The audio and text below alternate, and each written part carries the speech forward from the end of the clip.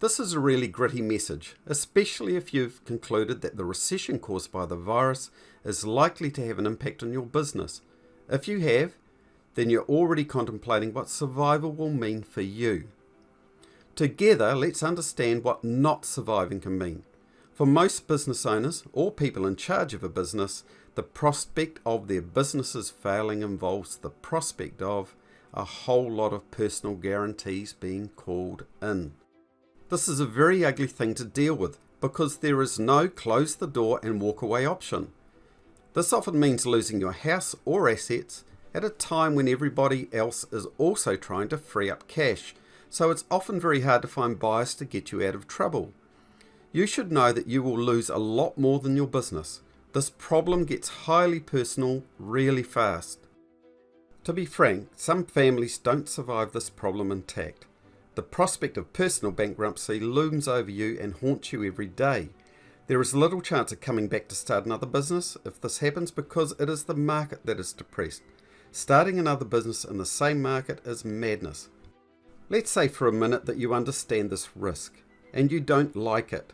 So you decide to put your survival up in neon lights as your main priority. Surviving a recession has become your primary concern. There have been other recessions and people have survived those, so what have they done? What's the one surefire method to survive a recession? I have an answer. See if you agree with me. Be the cheapest, or better still, cost the least, because this involves the chance that you might still make a profit and you will still have cash flow. In a recession, everybody struggles to find work and so will you. It's the cheapest, most efficient business that will survive. It's simple economics. If the supply of services in the building industry is greater than the demand, then you'll find yourself competing with idiots dropping their price just to get work. Don't be one of them. But what if you could be dramatically cheaper and still make profit?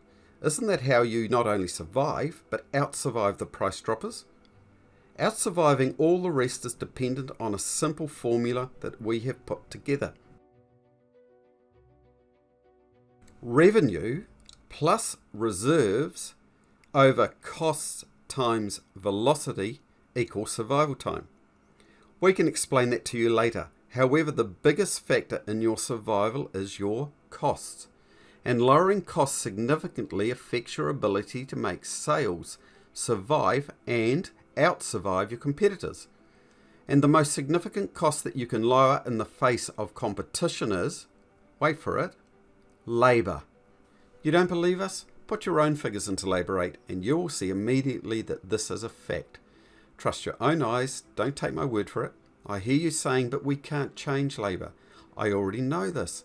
Let's look at two real companies just like yours that already know the whole truth. We're going to compare apples with apples. Let's take a look at both companies' metrics. These are real companies and real figures.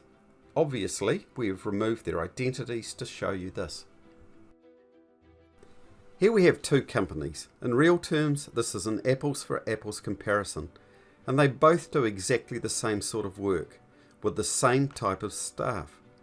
But Company B has restructured their labour. They did this legally. Here are the figures, they're amazing. Company A, the unchanged company, has 15 staff, whereas Company B is nearly double the size, it has 29 staff.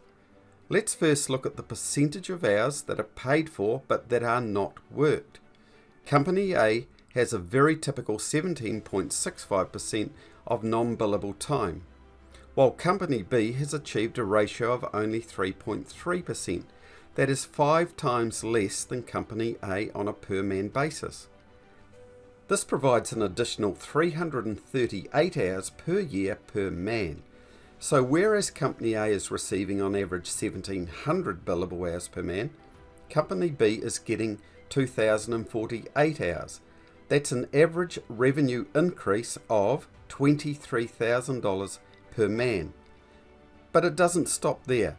Company B was paying $403,000 a year for non-productive work. This has now dropped to $39,000, a saving of $352,000 per year. Think about that for a second. So what does this mean in terms of survival? If survival was determined by the ability to be cheaper and still maintain profit, then surely the cost of labour per hour must be important. The average and quite typical true cost of labour per hour for Company A is $46. Contrast this with Company B, which is now achieving $36 an hour. At first glance, this may not seem significant, but it is. You see, Company B pays for nearly 60,000 hours of labour a year. That $10 per hour increase in revenue is a staggering $590,000 a year for what is effectively the same labour input. That means that Company B can offer their labour at $2 an hour cheaper than Company A and still be $8 an hour more profitable than Company A. There is no doubt about who would survive. No matter which way you look at it, Company B will make more money, or it will survive longer to make more money long after the price droppers and the cowboys are gone. Personally, I wouldn't want to be Company A up against Company B. The question now is, do you want to be like Company B and survive? Or are you going to continue to be like Company A and drive headlong into the coming storm?